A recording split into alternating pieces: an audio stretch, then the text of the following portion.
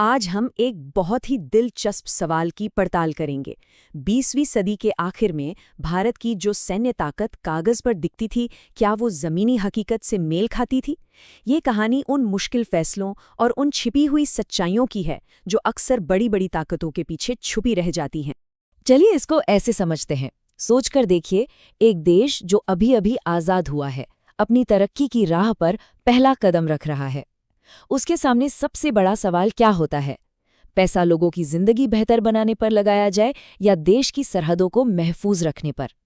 इसी को कहते हैं बंदूकें बनाम मक्खन की दुविधा, और भारत को इस सवाल से दो चार होना ही था। तो भारत ने नेशनल सिक्योरिटी और सोशल वेलफेयर की इन दो बड़ी ज़रूरतों के बीच संतुलन कैसे साधा? आइए देखते हैं कि इस बैलेंसिंग एक्ट का नतीजा आखिर क्या निकला। एक बहुत ही दिलचस्प बात सामने आती है। देखिए, बंदूकें या मक्खन की बहस तो जोरों पर थी, लेकिन आंकड़े एक अलग ही कहानी बयां करते हैं। असल में रक्षा और समाज कल्याण दोनों ही चीजों पर खर्च लगातार बढ़ता चला गया, भले ही उनकी रफ्तार में थोड़ा बहुत उतार चढ़ाव रहा हो। और ये बढ़ोतरी कोई मामूली नहीं थी। जरा इन नंबर्स पर गौर कीजिए। सोशल वेलफेयर पर खर्च 17,490 करोड़ से बढ़कर 1,16,000 करोड़ के भी पार चला गया। इससे ये साफ पता चलता है कि देश के बजट पर इन दो बेहद जरूरी और एक दूसरे से मुकाबला करती प्रायोरिटीज का कितना जबरदस्त दबाव था। अच्छा, अब देश के कुल बजट से हटकर जरा सिर्फ डिफेंस बजट के अंदर झांकते हैं। यहाँ भी एक अलग ही खींचतान चल रही थी, तीनों सेनाओं के बीच कि किसे कितना हिस्सा मिलेगा। तो ये पैसा बटा कैसे? देखिए, डिफेंस बजट का सबसे बड़ा हिस्सा लगभग 48% हमेशा की तरह आर्मी को मिला। उसके बाद एयरफोर्स को करीब 24% और नेवी को 12%। और हैरानी की बात यह थी कि सालों साल ये अनुपात लगभग जस का तस बना रहा। इसमें ज्यादा कोई बदलाव ही नहीं आया। तो यहाँ सबसे बड़ी बात क्या है?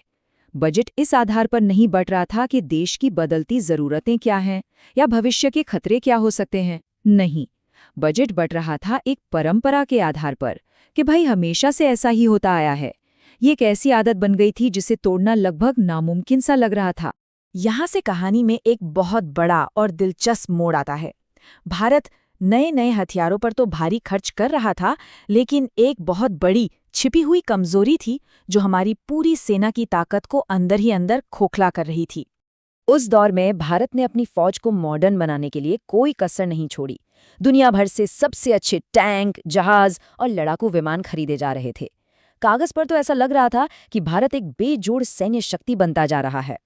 लेकिन जमीनी हकीकत कुछ और ही थी।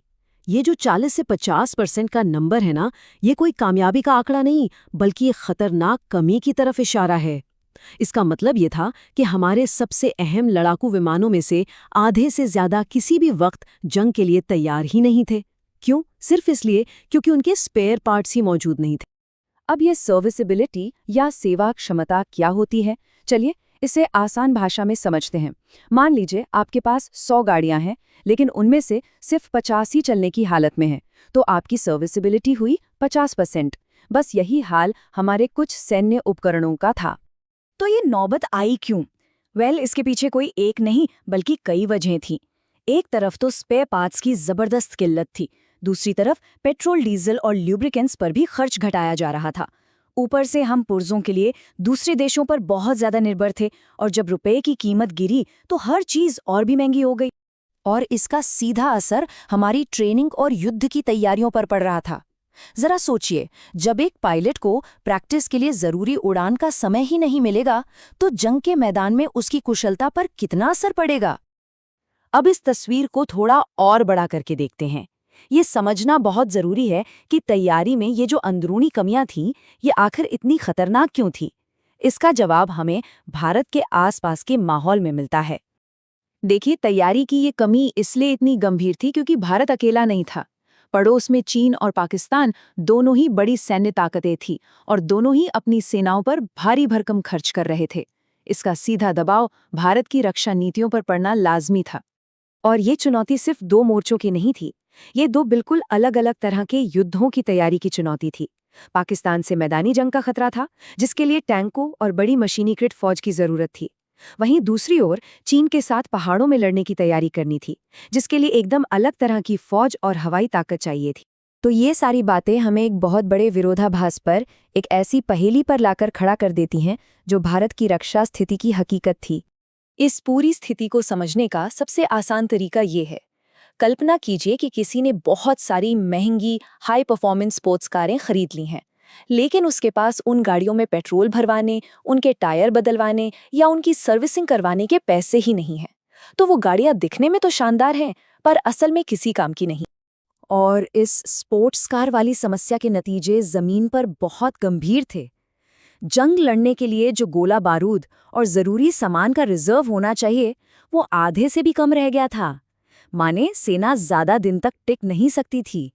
बड़ी तादाद में टैंक या तो बंद पड़े थे या उनका इस्तेमाल ही नहीं हो रहा था, और ट्रेनिंग पर तो कैंची चल ही रही थी। और यहीं पर हम एक बड़े सवाल पर आके रुकते हैं। आखिर कोई सेना एक ही वक्त में कागज पर इतनी ताकतवर और असलियत में इतनी कमजोर कैसे हो सकती है? ये हमें सोचने पर मजबूर करता है कि सैन्य ताकत का असली मतलब क्या है। सिर्फ महंगे हथियार खरीद लेना, या फिर उन्हें हर पल हर लम्हा जंग के लिए तैयार रखने की काबिलियत?